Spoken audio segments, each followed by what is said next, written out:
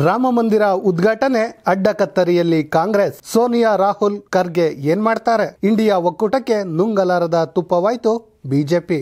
ಸ್ನೇಹಿತರೆ, ರಾಮ ಮಂದಿರದ ಉದ್ಘಾಟನೆ ಏನಿದೆ ಅದಕ್ಕೆ ಕ್ಷಣಗಣನೆ ದಿನಗಣನೆ ಆರಂಭವಾಗಿದೆ.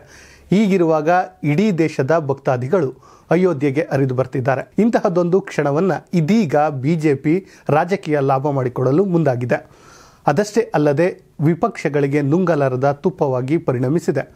ಹಾಗಾದರೆ ಈ ರಾಮ ಮಂದಿರದ ಉದ್ಘಾಟನೆಗೆ ಕಾಂಗ್ರೆಸ್ನ ಪ್ರಮುಖರು ಬರ್ತಾರಾ? ರಾಹುಲ್, ಸೋನಿಯಾ, ಖರ್ಗೆ ಏನು ಮಾಡ್ತಾರೆ? ಒಂದು ವೇಳೆ ಬಂದರೆ ಏನಾಗುತ್ತೆ, ಬರಲಿಲ್ಲ ಅಂದರೆ ಏನಾಗುತ್ತೆ? ಅದೆಲ್ಲದರ ಕುರಿತು ಈ ಸ್ಟೋರಿಯಲ್ಲಿ ನಿಮ್ಮ ಮುಂದೆ ಇಡುವಂಥ ಕೆಲಸವನ್ನು ನಾವು ಮಾಡ್ತೀವಿ. ಎಸ್ ಸ್ನೇಹಿತರೆ, ಜನವರಿ 22ರಂದು ಅಯೋಧ್ಯೆಯ ರಾಮ ಜನ್ಮಭೂಮಿಯಲ್ಲಿ ರಾಮಮೂರ್ತಿಯ ಪಟ್ಟಾಭಿಷೇಕ ನಡೆಯಲಿದೆ. ಇದಕ್ಕಾಗಿ ಸಕಲ ಸಿದ್ಧತೆಗಳು ನಡೆದಿವೆ. ಇಂತಹದೊಂದು ಕ್ಷಣವನ್ನು ಅದ್ಭುತವಾಗಿ ಬಿಂಬಿಸುವ ಕೆಲಸಗಳು ನಡೆಯುತ್ತಿವೆ.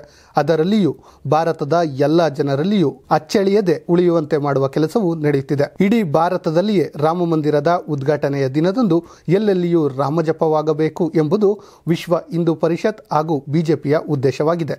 ಅದಕ್ಕಾಗಿ ಇನ್ನಿಲ್ಲದ ತಯಾರಿಗಳನ್ನು ಮಾಡಿಕೊಳ್ಳಲಾಗಿದೆ.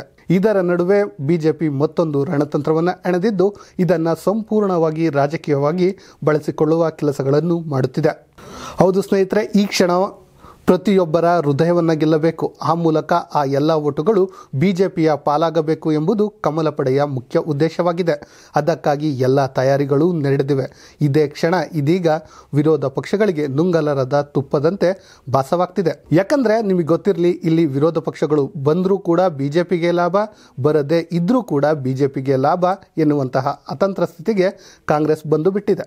ಹೌದು ಸ್ನೇಹಿತರೆ, ಇದಷ್ಟೇ ಅಲ್ಲದೆ ಇದೀಗ ಬಿಜೆಪಿ ಮತ್ತೊಂದು ರಣತಂತ್ರವನ್ನು ಎಣೆದಿದೆ. ಅದು ಏನಪ್ಪ ಅಂದರೆ, ಈ ರಾಮ ಮಂದಿರ ನಿರ್ಮಾಣ ಏನಿದೆ ಇದಕ್ಕೆ ಕಾಂಗ್ರೆಸ್ ಅಡ್ಡಿಯನ್ನು ವ್ಯಕ್ತಪಡಿಸುತ್ತಿದೆ ಎನ್ನುವಂತಹ ಮಾತುಗಳನ್ನು ಹಾಗೂ ಪ್ರಚಾರವನ್ನು ಮಾಡ್ತಾ ಇದೆ. ಯಾಕಂದರೆ ಅದಕ್ಕಾಗಿ ಒಂದು ಕಿರುಪುಸ್ತಕವನ್ನು ಕೂಡ ತಂದಿದೆ.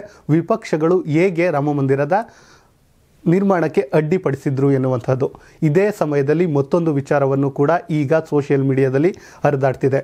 ಅದೇನಪ್ಪ ಅಂದರೆ, ನಿಮ್ಮೆಲ್ಲರಿಗೂ ಗೊತ್ತಿರಬೇಕು, 1951ರಲ್ಲಿ ನಮ್ಮ ಪ್ರಮುಖ ಹಿಂದೂ ದೇವಾಲಯವಾದಂತಹ ಸೋಮನಾಥಪುರ ದೇವಾಲಯ ಏನಿದೆ ಇದರ ಕುರಿತು ಕೆಲವೊಂದು ವಿಚಾರಗಳು ಈಗ ಪ್ರಚಾರ ಆಗ್ತಿದೆ. ಅದೇನೆಂದರೆ, ನಿಮಗೆ ಗೊತ್ತಿರಲಿ, ಮೊದಲು ಈ ಮುಸ್ಲಿಮರ ದಾಳಿಯಿಂದ ನಮ್ಮ ಸೋಮನಾಥ ದೇವಾಲಯ ಏನಿದೆ ಅದು ಒಂದು ರೀತಿ ಶಿಥಿಲೀಕರಣಕ್ಕೆ ಬಂದಿರುತ್ತೆ. ಆದರೆ 1951ರಲ್ಲಿ ಅಂದರೆ ಪಟೇಲ್ ಇರಬಹುದು, ಈ ಮುನ್ಷಿ ಇರಬಹುದು, ಇವರೆಲ್ಲರೂ ಕೂಡ ಗಾಂಧೀಜಿ ಹತ್ರ ಒಂದು ಮಾತನ್ನು ಹೇಳ್ತಾರೆ. ಅಂದರೆ ನಮ್ಮ ಸೋಮನಾಥ ದೇವಾಲಯ ಏನಿದೆ ಅದನ್ನು ಪುನರ್ ನಿರ್ಮಾಣ ಮಾಡಬೇಕು ಅಂತ. ಆಗ ಗಾಂಧಿಯವರು ಕೂಡ ಒಪ್ಕೊಳ್ತಾರೆ, ನೆಹರು ಕೂಡ ಒಪ್ಕೊಳ್ತಾರೆ. ಗಾಂಧಿಯವರು ಮತ್ತು ಸರ್ದಾರ್ ಇವರೇನಿರ್ತಾರೆ ಇವರೆಲ್ಲರೂ ಕೂಡ ಈ ನಿರ್ಮಾಣ ಆಗೋದ್ರೊಳಗಡೆ ಜೀವವನ್ನು ಅಂದರೆ ಮರಣವನ್ನು ಹೊಂತಾರೆ. ಅದಾದ ಮೇಲೆ ಏನು ನೆಹರು ಅವರು ಇರ್ತಾರೆ, ಅವರ ಸಮಯದಲ್ಲಿ ಈ ಸೋಮನಾಥಪುರ ದೇವಾಲಯ ನಿರ್ಮಾಣವಾಗುತ್ತೆ. ಆದರೆ ಇಲ್ಲಿ ಒಂದು ಘಟನೆ ಇದೀಗ ಮೈನಸ್ ಪಾಯಿಂಟ್ ಆಗಿರುವಂಥದ್ದು ಏನಂದರೆ, 1951ರಲ್ಲಿ ಈ ಸೋಮನಾಥ ದೇವಾಲಯ ಏನಿದೆ ಅದನ್ನು ನಿರ್ಮಾಣ ಮಾಡಿದ್ದಾದಮೇಲೆ ಆ ಉದ್ಘಾಟನೆಯ ಕ್ಷಣ ಏನಿರುತ್ತೆ ಆ ಕ್ಷಣವನ್ನು ಆಲ್ ಇಂಡಿಯಾ ರೇಡಿಯೋದಲ್ಲಿ ಪ್ರಸಾರ ಮಾಡಬೇಕು ಎನ್ನುವಂತಹ ಮಾತುಗಳು ಕೇಳಿ ಬರ್ತವೆ. ಆದರೆ ನೆಹರು ಅವರವರು ಈ ಕೆಲಸವನ್ನು ಮಾಡೋದಿಲ್ಲ. ಅಂದರೆ ಇದು ದೇವಾಲಯದ್ದು, ಸೊ ಆ ಕಾರಣದಿಂದ ನಮ್ಮದು ಜಾತ್ಯತೀತ ರಾಷ್ಟ್ರ ಎನ್ನುವಂತಹ ಒಂದು ಕಾರಣಕ್ಕೆ ಈ ಆಲ್ ಇಂಡಿಯಾ ರೇಡಿಯೋದಲ್ಲಿ ಪ್ರಸಾರ ಮಾಡೋಕ್ಕೆ ಅವಕಾಶ ಕೊಡೋದಿಲ್ಲ. ಅಂದರೆ ಅದಕ್ಕೂ ಮುಂಚೆ ಇಲ್ಲಿ ಸೋಷಿಯಲ್ ಮೀಡಿಯಾಗಳು ಇಷ್ಟು ಆಕ್ಟಿವ್ ಆಗಿರಲಿಲ್ಲ, ಟಿ ವಿಗಳಿರಲಿಲ್ಲ. ಸೊ ಆ ಕ್ಷಣವನ್ನು ಇದೀಗ ಬಿಜೆಪಿ ಪ್ಲಸ್ ಪಾಯಿಂಟ್ ಮಾಡಿಕೊಂಡು ಈ ಹಿಂದೆಯೂ ಕಾಂಗ್ರೆಸ್ ಅಡ್ಡಿಪಡಿಸಿತ್ತು. ಅಂದರೆ ನಮ್ಮ ಪ್ರಮುಖ ಸೋಮನಾಥ ದೇವಾಲಯದ ಪ್ರಚಾರವನ್ನು ಅಡ್ಡಿಪಡಿಸಿತ್ತು.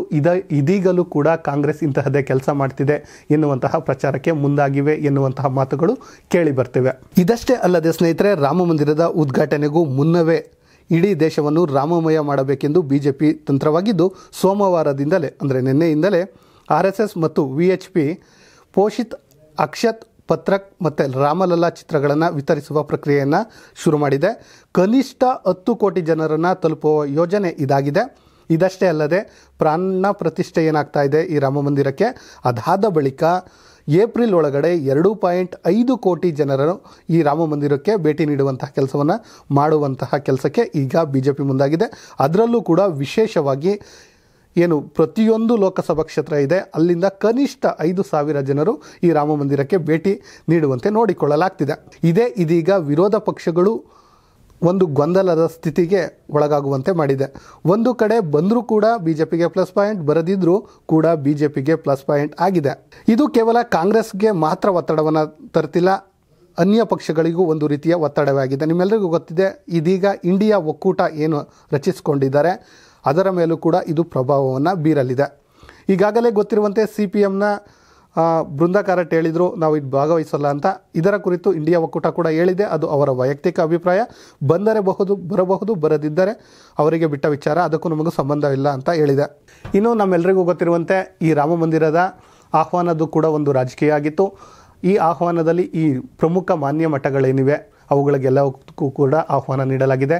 ನಮ್ಮ ಕರ್ನಾಟಕದಲ್ಲಿ ಸಿದ್ಧಗಂಗಾ ಮಠ ಇರಬಹುದು, ಆದಿಚುಂಚನಗಿರಿ ಮಠ ಇರಬಹುದು, ಶೃಂಗೇರಿ ಮಠ ಇರಬಹುದು, ಇವರೆಲ್ಲರಿಗೂ ಕೂಡ ಆಹ್ವಾನ ಬಂದಿದೆ. ಇದಷ್ಟೇ ಅಲ್ಲದೆ ಏನು ಪ್ರಮುಖ ನಟರು ಏನೇನಿದ್ದಾರೆ ಅವರೆಲ್ಲರಿಗೂ ಕೂಡ ಆಹ್ವಾನವನ್ನು ನೀಡಲಾಗಿದೆ.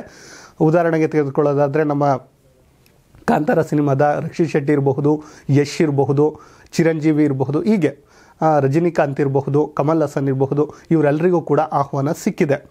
ಸೊ ಇದರ ನಡುವೆ ಈಗೇನಾದರೂ ಕಾಂಗ್ರೆಸ್ ಬರಲಿಲ್ಲ ಅಂದರೆ ಏನಂತ ಒಂದು ಅಭಿಪ್ರಾಯ ಬರುತ್ತೆ ಅಂದರೆ ಕಾಂಗ್ರೆಸ್ ಬೇಕಂತಲೇ ಬಂದಿಲ್ಲ ಎನ್ನುವಂತಹ ಅಭಿಪ್ರಾಯಕ್ಕೆ ಬರುವ ಸಾಧ್ಯತೆಗಳು ಹೆಚ್ಚಿದೆ. ಇನ್ನು ಇದರ ನಡುವೆ ನಿಮಗೆ ಒಂದು ವಿಚಾರ ಹೇಳಬೇಕು ಸ್ನೇಹಿತರೆ, ಅದೇನೆಂದರೆ ಇದೀಗ ಕಾಂಗ್ರೆಸ್ಗೂ ಕೂಡ ಆಹ್ವಾನ ಬಂದಿದೆ ಅಂತೆ. ಹೌದು ಸ್ನೇಹಿತರೆ, ಈಗ ಕಾಂಗ್ರೆಸ್ನ ಮುಖ್ಯಸ್ಥರಾದಂಥ ಅಂದರೆ ಪ್ರಮುಖರಾದಂತಹ ಮಲ್ಲಿಕಾರ್ಜುನ ಖರ್ಗೆ ಇರಬಹುದು, ರಾಹುಲ್ ಗಾಂಧಿ ಇರಬಹುದು, ಸೋನಿಯಾ ಗಾಂಧಿ ಇರಬಹುದು, ಇವರು ಬರ್ತಾರಾ ಇಲ್ವಾ ಎನ್ನುವಂಥ ಅಭಿಪ್ರಾಯ ಇದೆ. ಇದರ ನಡುವೆ ಈಗ ಸಿಕ್ಕಿರುವಂಥ ಮಾಹಿತಿ ಪ್ರಕಾರ ಮಲ್ಲಿಕಾರ್ಜುನ್ ಖರ್ಗೆ ಹಾಗೂ ಸೋನಿಯಾ ಗಾಂಧಿ ಅವರಿಗೆ ಆಹ್ವಾನ ನೀಡಲಾಗಿದೆ. ಬಟ್ ಅವರು ಯಾವ ತೀರ್ಮಾನವನ್ನು ತೆಗೆದುಕೊಳ್ತಾರೆ ಎನ್ನುವಂಥದ್ದು ಈಗ ಅವರ ಮೇಲೆ ನಿರ್ಧಾರ ಆಗುತ್ತೆ. ಅದೇನಾದರೂ ಆಗಲಿ ಸ್ನೇಹಿತರೆ, ಒಟ್ಟಾರೆಯಾಗಿ ಹೇಳುವುದಾದರೆ ಇದೀಗ ಕಾಂಗ್ರೆಸ್ಗೆ ಇದೊಂದು ನುಂಗಲಾರದ ತುತ್ತಾಗಿದೆ. ಒಂದು ರೀತಿ ಅಡ್ಡಕತ್ತರಿಯಲ್ಲಿ ಸಿಲುಕಿದೆ. ಹೋಗೋದೋ ಬೇಡವೋ ಎನ್ನುವಂತಹ ನಿರ್ಧಾರ ತೆಗೆದುಕೊಳ್ಳಲು ದೊಡ್ಡದೊಂದು ತೊಂದರೆ ಎದುರಾಗಿರೋದಂತೂ ಸತ್ಯ. ಸ್ನೇಹಿತರೆ, ಇಂತಹದ್ದೇ ಸ್ಟೋರಿಗಾಗಿ ಸದಾ ನೋಡ್ತಾ ಇರಿ ಲೈನ್ ಟಿವಿ ಕನ್ನಡ.